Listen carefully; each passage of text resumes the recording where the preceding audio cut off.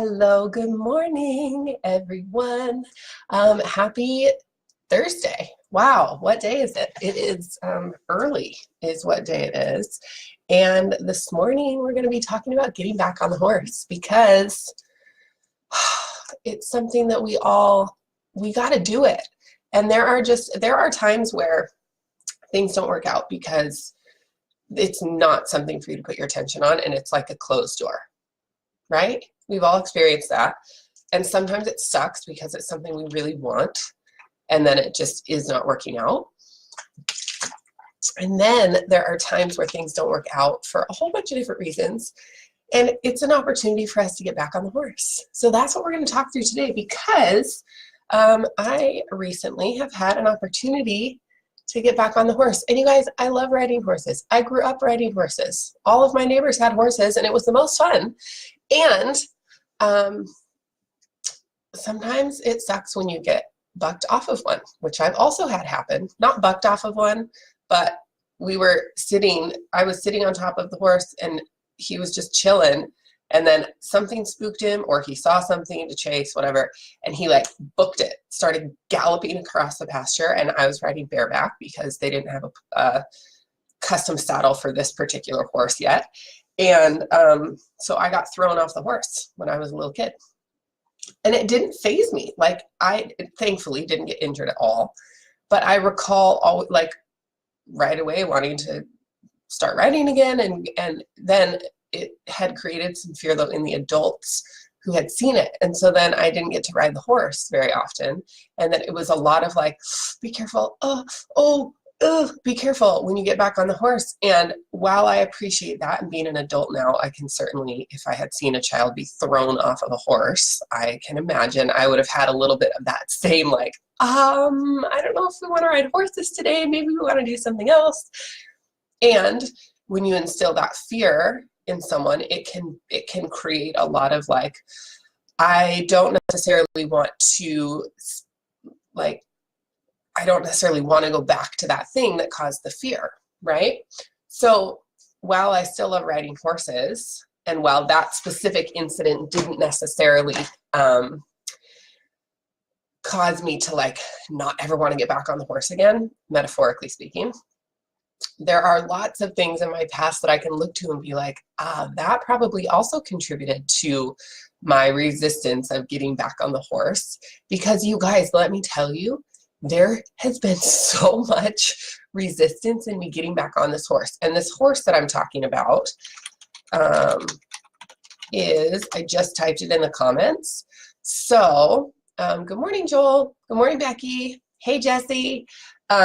Jesse, I had such a good day with you yesterday, Jesse. Thank you for spending that time and talking me through stuff, because thank goodness for community, you guys. This metaphorical horse that I'm talking about is my online funnel, the launch that I have going for my business. And while I'm 100% excited about my funnel and all of the goodies that are in there, starting with a free ebook called The Art of Saying No Graciously and Confidently, there are so many like pieces that go into a launch that bring up some stuff for me.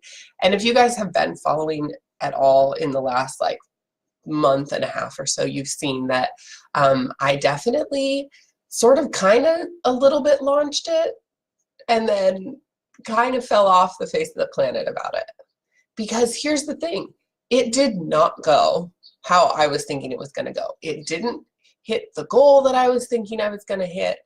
I didn't hit the goal, not it. I didn't hit the goal that I was thinking I was going to hit.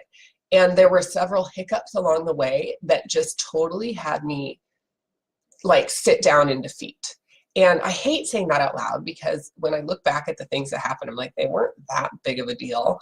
But you know, when things happen, and it's like you also have other pieces of life happening, and there just were a lot of reasons why I was like, this sucks, and I don't want to keep doing this because it's not working. And like have a little sob story about it.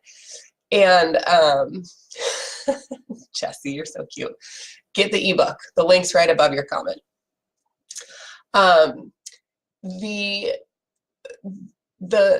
Thankfully, I have community around me. So here's the thing. I have a few people in my life specifically who I know I can go to with business stuff.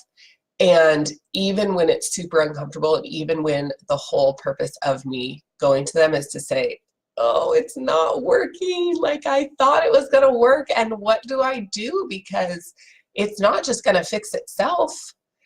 And here's the reflection that kept coming back to me. Joel, I'm sorry you're having a hard time hearing me. I'm just seeing your comments. I'm talking the same volume. So I hope maybe you can just turn the volume on your speakers up. I hope that will help.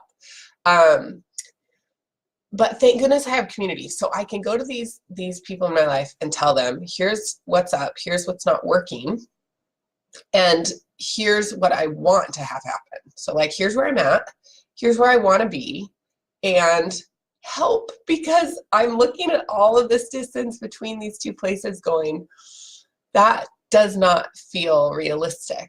Like, it's a big goal, and based on where I'm at right now and how the first round went, I'm not feeling like excited about it. I'm feeling more like, that's a lot. So here's a couple tips that they gave me that I'm going to share with you because they've been very helpful. So the first tip is to literally focus on the step that you're in. And you guys, it's brilliant, common sense stuff. So instead of looking at all of the different things that need to happen between here and here, focus on getting from here to the next step. And for me, in looking at the actual goals that I have for this Art of Saying No ebook that I put together, my actual, like, there's a lot of goals that happen, and you know, this goal will impact this goal, etc. But if all I focus on is this goal, the one that's going to have the ripple effect on all the others, this is all I need to focus on. And for me, that's getting unique visitors to the opt-in page. And if you're not in the online business world or you've never done a funnel, like, don't get too caught up on that. But it's getting the next step. It's focusing on that, because when I get that set up and when I take actions to have that take place, the other things are going to take place. The ripple effect will happen. The dominoes will continue falling, but I got to get this first domino going, right? So that's one piece of advice that I've been getting. The other one is to ask for support. And this one is something, it's so funny when it's reflected back to you, because I frequently am telling people, reach out for support. You've heard me say it on this live, I don't know how many different times on my Growth and Grace over time. Reach out to your community for support. Comment on this thread for support. Like, reach out, let people know what you're up to, and let people support. People want to support. We want to come in and like help you rise up and help you achieve your goals. So let us, right? But it's so different when you're on the other side of it. And I'm like laughing about it. And I'm telling these girls as I'm sharing this out loud going, this is so ridiculous, because this is what I tell my clients to do all the time. And then when it comes to me doing it, it's so like, it brings up stuff. So it's helping me understand. Gina, good morning. I have something for you in my purse. Please remind me next time I see you, okay? All right, total side note, but I want to make sure I get that to you. I've had it in there for like 2 minutes and I keep missing you, so maybe this week. Okay, side note, backtrack. Thank you, everyone, for your patience. We're back on. And so when I reach out to these girls for support and I'm saying these things out loud, I'm like, this is so funny that this is what's coming up for me, because this is what I'm so easily able to reflect to other people. And yet it's my own stuff that, you know, I'm able to recognize it so easily in others, because I too go through that. So reaching out for support and then allowing them to support. And here's where I was finding my difficulty in this scenario was, I have a whole list of people to reach out to, and I can go down, you know, you can look on your phone list, your Facebook friends, your LinkedIn, like your emails, all sorts of ways to find people to reach out to. And I have my whole long list of people to reach out to. And then what I was finding was that I would reach out real briefly. I'd send them a quick message asking them for their support. And then I would just, if I didn't hear back from them, I wasn't following up. And here's the thing, and we all know this, it takes follow-up. It's not just going to be a one-time like, hey, here's what I'm up to. Okay, thanks, bye. Like that's not how it works. You got to follow up with people. You got to be consistent with it. And even if they're so willing to support, they get your message and they're like, heck yeah, I'm all about that. I will happily support you. Maybe they forget to respond back with it and get all the details. Or maybe they respond back and you send them the details and then they forget to post. Or life happens. Life comes up.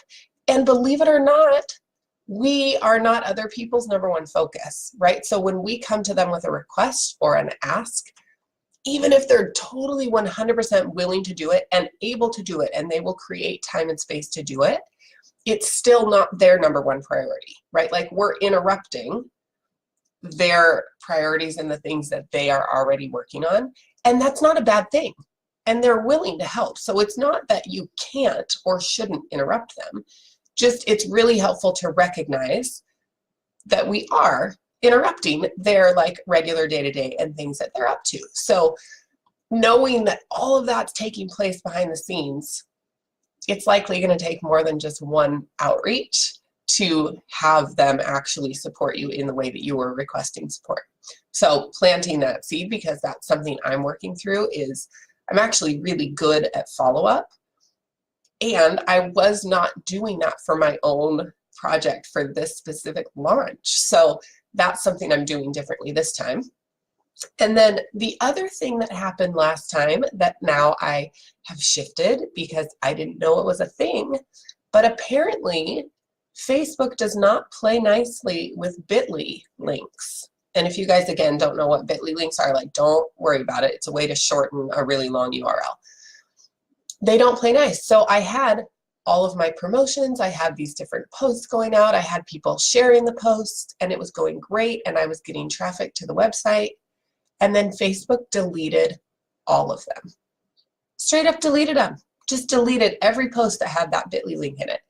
And I didn't know what was going on. And I was really, well, you can imagine, I was definitely frustrated, irritated with that, trying to figure out what in the heck, like, nothing about what I'm promoting or what I'm sharing is unethical or like going against, you know, Facebook guidelines or has any crazy like promises that I'm not able to follow through on, or like anything. I own rights to the image that I used. I'm like going through my head going, what did they shut this down for? What in the world?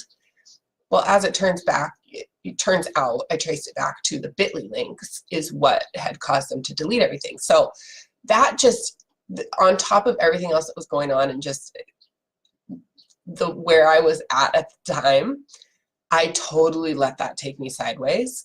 And it has taken community and it has taken me being open and vulnerable and transparent with where I'm at to be able to now get back on the horse and relaunch, even though I'm like, I just launched this not too long ago and what are people going to think? And all those stories that start coming up to stop you from living into your purpose, right? Like our mind is designed to keep us safe, which translates to really playing small, because this is a tiny, tiny, tiny little comfort zone where we're safe, where our brain says, okay, this is okay. You can take that action. You can talk to that person. You can do that thing because it's safe. So then we end up staying in this teeny tiny, this is like a funny little circle my hands are making. This like teeny tiny little comfort zone for our whole life. And then each time we try to step out of it, our mind is like, no, don't do that. That's possibly really dangerous. You could potentially get hurt somehow, emotionally, physically, mentally, whatever. Like your brain wants to keep you safe. So all of those little thoughts of what are they going to think, or is this going to work, or am I capable of this, or, are people even going to like it? Like all of those are thoughts trying to keep me in this tiny little comfort zone. And so me getting back on the horse is me taking that bold step outside of my comfort zone to say, you know what? What if they don't like it? Oh, well, I'm really proud of it. And I know it's making a difference for people who are reading it. So I'm excited to get it into more hands. And I'm going to request that other people help me get it into more hands because I know it makes a difference. And it's a free resource for people. So with that said, I'm asking people, I'm reaching out to people, asking them to, please share this link I posted in the comments above. saynoebook.com, I'm asking people to share it with people they know who could benefit from that, because I think a lot of roadblocks that we run into can be traced back to not being able to say no at some point to some person, to some project, or multiple people, multiple projects. And now here we are in this state of overwhelm, doing all these different things that maybe aren't actually in alignment with who we are and the purpose that we have for this life. So with that, I'm going to highly encourage you to get back on your horse, whatever that looks like for you. Reach out to your community, talk it through with someone, and like say all those thoughts, say them out loud. It's really helpful to recognize them and be like, oh, okay, well, now that I've said that out loud, I actually know for a fact that's not really true. So why am I thinking that? Like, it's fine to have the thought. Just don't let the thought rule your decisions. Don't let the thought drive your actions. Okay? Okay, so with that, I'm going to sign off for the day. But get back on your horse, and we'll see you next Thursday, 6 a.m. Pacific, 9 a.m. Eastern, here on Growth and Grace, right here on this, on my personal page. And meanwhile, enjoy all your equestrian adventures this week as you hop back on your horse. You can do it. We'll talk to you soon. Bye for now.